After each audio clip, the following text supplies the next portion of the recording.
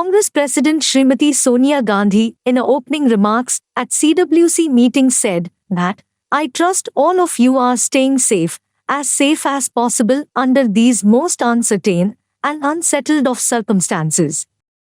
We last met on April 17th.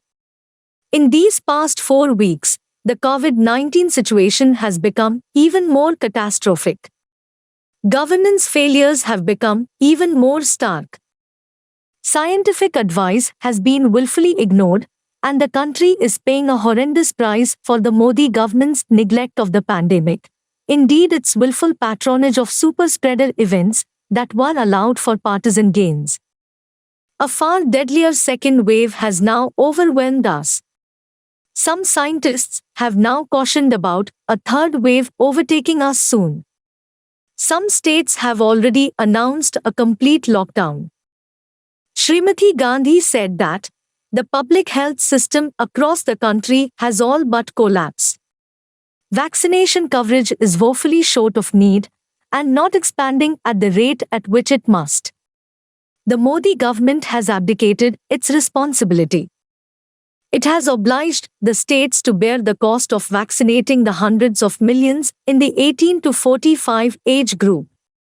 Every expert has said that it would have made more sense and it would have been financially more equitable for the center to bear the costs. It is also a shame that the central government continues to discriminate against opposition-ruled states. Over the past few weeks, the international community has rushed to our assistance. On behalf of the Indian National Congress, I wish to thank all countries and organizations who are helping us in so many different ways. That we should be placed in such a position reflects the monumental arrogance, incompetence, and vain triumphalism of the ruling establishment. Since we met last, our party organization has geared itself to extend relief and provide assistance in the best traditions of public service. The AICC's COVID Control Room has prepared a detailed blueprint. Similar COVID relief control rooms have been set up at the state level. Efforts have been made to organize ambulances, temporary beds, oxygen concentrators, and medicines. I want to make particular mention of the Indian Youth Congress. It has been exemplary in its efforts and outreach.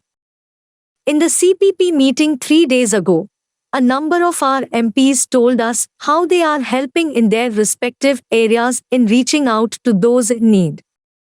However, I am conscious of the fact that we must ensure a better coordination of these efforts so that they can be as effective as possible.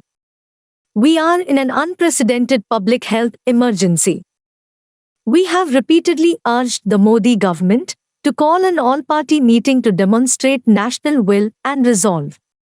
3 days ago, I spelled out what we believe needs to be done right away to meet the challenge. I won't repeat what I said, but I will say that the single most important need is to rapidly expand vaccination coverage and ensure that no eligible citizen gets left out. I have said before, and I would like to repeat it, the Indian National Congress stands prepared to work with the Union government in this most important and urgent of tasks.